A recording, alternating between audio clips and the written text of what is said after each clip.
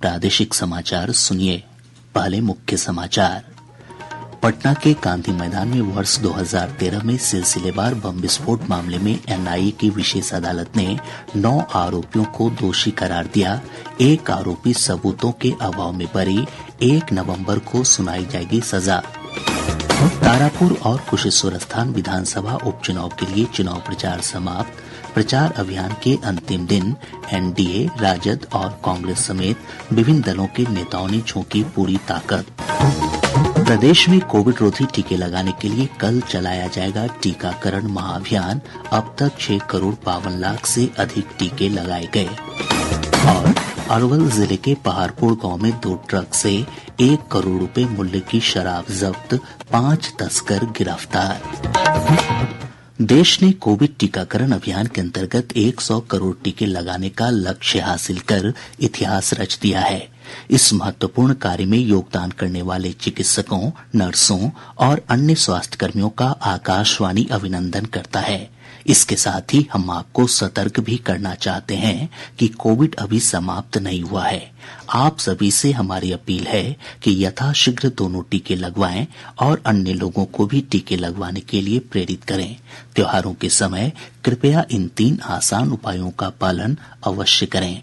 Mask लगाएं, 2 गज की सुरक्षित दूरी बनाए रखें, हाथ और मुंह साफ रखें।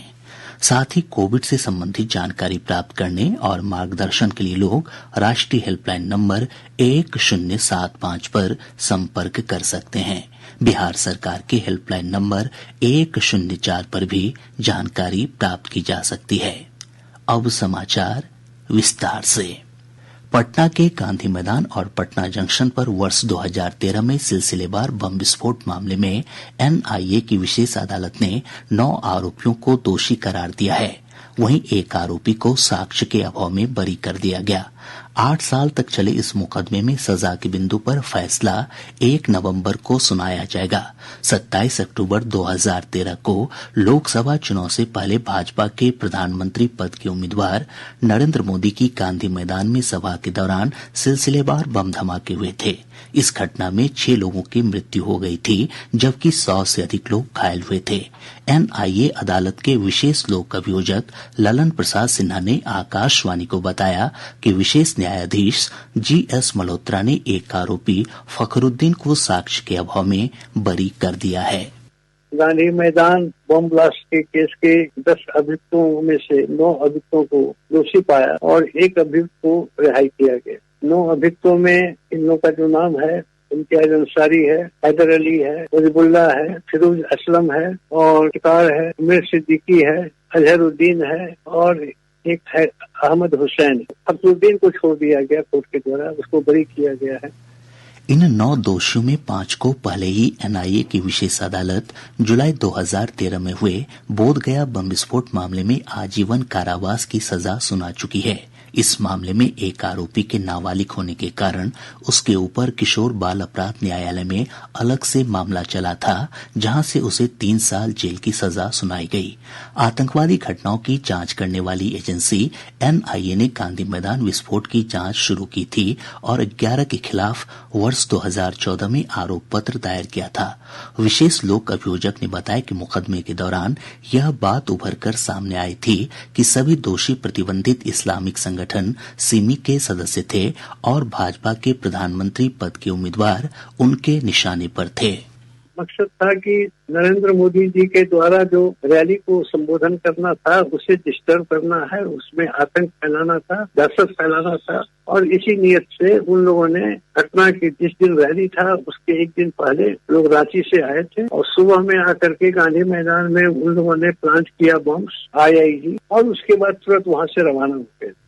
विधानसभा की 2 सीटों तारापुर और कुशेश्वरस्थान उपचुनाव को लेकर चुनाव प्रचार आज समाप्त हो गया। प्रचार के अंतिम दिन जदयू, भाजपा, राजद और कांग्रेस समेत अन्य दलों के वरिष्ठ नेताओं और स्टार प्रचारकों ने अपने दलों के प्रत्याशियों के समर्थन में पूरी ताकत झोंक दी। दोनों सीटों पर प्रचार के दौरान सत्ता पक्ष एनडीए की ओर से राज्य में विकास की स्थिति और बेहतर कानून व्यवस्था के मुद्दे उठाए गए। वहीं विपक्षी दलों ने प्रचार के दौरान शराबबंदी, कोविड महामारी के दौरान इलाज की खराब व्यवस्था और सड़कों की जर्जर स्थिति के मुद्दे उठाए। दोनों सीटों पर उपचुनाव के लिए मतदान 30 अक्टूबर को होगा। चुनाव आयोग द्वारा मतदान को लेकर तैयारियों को अंतिम रूप दिया जा रहा है। तारापुर निर्वाचन क्षेत्र से 9 और कुशेश्वर स्थान से 8 प्रत्याशी किस्मत आजमा रहे हैं। हमारे दरभंगा संवाददाता ने बताया है कि कुशेश्वर स्थान सीट पर उपचुनाव में रोचक मुकाबला के आसार हैं। जदयू, राजद और कांग्रेस के प्रत्याशियों के चुनावी मैदान में होने के कारण मुकाबला त्रिकोणीय हो गया है। उपचुनाव के लिए कुल 8 प्रत्याशी अपना भाग्य आजमा रहे हैं। इसमें जदयू के अमन भूषण हजारी, कांग्रेस के अतिरेक कुमार, राजद के गणेश भारती, लोजपा रामविलास की अंजू देवी, जन अधिकार पार्टी जनतांत्रिक के योगी चौपाल, समता पार्टी के सच्चिदानंद पासवान तथा निर्दलीय उम्मीदवार के रूप में जीवन कुमार हजारी और राम बहादुर आजाद शामिल हैं। नदियों से घिरे इस विधानसभा क्षेत्र में 2,54,999 मतदाता हैं, जिसमें पुरुष मतदाताओं की संख्या 1,34,072 और महिला मतदाताओं की संख्या 1,20,926 है। मतदान के लिए कुल 310 मतदान केंद्र बनाए गए हैं, जिसमें 24 मतदान केंद्र महिला मतदान केंद्र के रूप में चिन्हित किया गया है, जहां सभी मतदान कर्मी महिला ही होंगी। आकाशवाणी समाचार के लिए दरभंगा से मैं मणिकांत झा। प्रदेश में पंचायत चुनाव के 8वें चरण के लिए नामांकन का काम आज समाप्त हो गया। 30 अक्टूबर तक नामांकन पत्रों की जांच की जाएगी। उम्मीदवार 1 नवंबर तक अपना नाम वापस ले सकते हैं। मतदान 24 नवंबर को होगा, जबकि मतगणना 26 और 27 नवंबर को होगी। रसायन और उर्वरक मंत्री मनसुख मांडविया ने कहा है कि वैश्विक महामारी के बाद भारत में औषधि क्षेत्र में निवेश बढ़ा है। उन्होंने कहा कि सरकार उद्योगों के हित में काम करती रही है। निवेशकों के सम्मेलन को वीडियो कॉन्फ्रेंस से संबोधित करते हुए श्री मांडविया ने कहा कि विश्व की प्रमुख कंपनियों को भारत को निवेश का उत्तम स्थल बनाने के सरकार के प्रयास का फायदा उठाना चाहिए। हम वसुधैव कुटुंबकम की अवधारणा को मानते हैं, यानी कि हम इंडिया में मेडिसिन पैदा करें, लेकिन हम हमारे लिए बाद में कर रहे हैं। हमारे लिए बिजनेस बाद में है। दुनिया को अफोर्डेबल मेडिसिन कैसे मिले वो हम देखते हैं। तो देश में और दुनिया में फर्स्ट वेव कोरोना का चल रहा था, ऐसी स्थिति में दुनिया के पास मेडिसिन नहीं थी। हमने हमारी स्थिति को संभाली, हमारे देश की रिक्वायरमेंट पूरा करी, लेकिन हमने 150 से ज्यादा देशों को मेडिसिन सप्लाई करके हमने हमारा रिलीजियस फॉलो किया है, हमारा कमिटमेंट है। उपभोक्ता मामले, खाद्य और सार्वजनिक वितरण मंत्रालय ने कहा है कि रसोई गैस के छोटे सिलेंडरों को उचित दर की दुकानों के माध्यम से बिक्री की योजना पर विचार किया जा रहा है। तेल विपणन कंपनियों के प्रतिनिधियों ने इस प्रस्ताव की सराहना की है।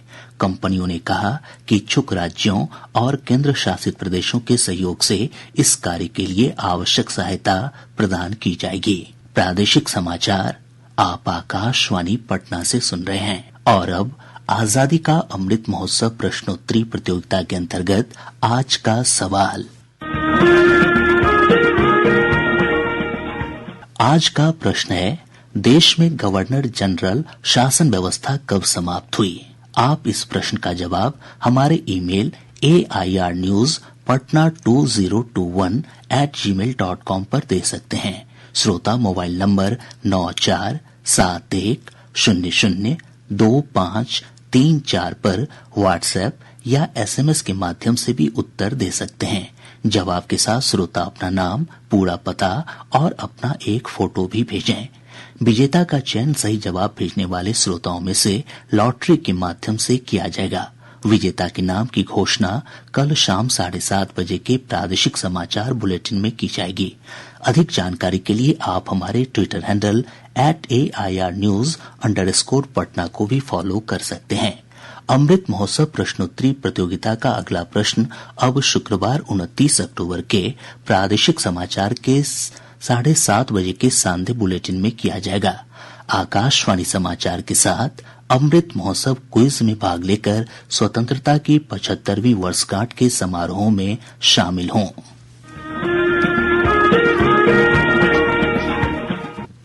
प्रदेश में अधिक से अधिक लोगों को कोविड रोधी टीके लगाने के लिए कल टीकाकरण महाअभियान चलाया जाएगा। इसके लिए 1 करोड़ टीके के स्टॉक की व्यवस्था की गई है। राज्य में अब तक 6,52,76,000 से अधिक लोगों को कोविड रोधी टीके लगाए जा चुके हैं। कोविन पोर्टल के अनुसार इनमें से 1,65,03,956 लोगों को टीके की दोनों डोज दी जा चुकी है। इधर देश में अब तक 103,95,55,000 से अधिक लोगों को कोविड रोधी टीके लगाए गए हैं।